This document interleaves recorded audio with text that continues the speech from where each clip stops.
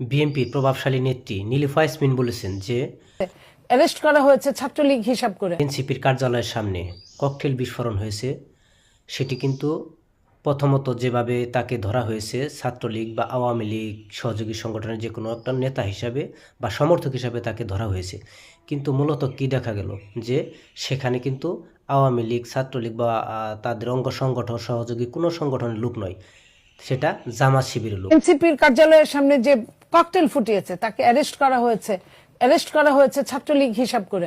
এখন জানা গেছে যে সে শিবিরের কর্মী। এটাই কিন্তু গতকালকের সেই পরিবেশটাই দেখা গেল যে পরবর্তীতে কি হলো সেটা দেখা গেল জামাত শিবিরের লোক।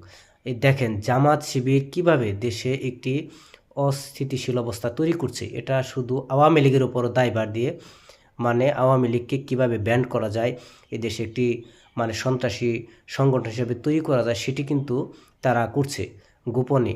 জামাত শিবিরের লোক তো এনসিপির সাথে মিশে কাজ করছে, তাহলে এখানে শুধু এককভাবে দোষারোপ করা হচ্ছে আওয়ামী লীগ বা তাদের সহযোগী সংগঠনকে। নীলুফা ইয়াসমিন মনি কিন্তু বিষয়টা বুঝতে পারছেন। এই জন্য সাধারণ মানুষের বুঝতে হবে যে দেশের সার্বিক যে বিশৃঙ্খলা ঘটনাগুলো ঘটছে, তারা অন্তরাড়ালে কী চাচ্ছে জামাত, তারা কিন্তু চাচ্ছে দেশটাকে কিভাবে একটি মানে অস্থিতিশীল অবস্থা তৈরি করা যায়, এই পরিবেশটা কিন্তু তারা করছে। এটা সাধারণ মানুষের বুঝতে হবে, জানতে হবে যে কিভাবে এটা মানে মানুষের মাথায় ঢুকিয়ে দেওয়া যায় যে একটি আওয়ামী লীগ একটি সন্ত্রাসী সংগঠন, এটা কিভাবে মানুষের মাথায় ঢুকিয়ে দেওয়া যায় সেই চেষ্টাটা তারা দিনরাত মানে করে যাচ্ছে। এই ইউনূস সরকারের নেতৃত্বেই তারা এই ধরনের কাজকামগুলো করছে।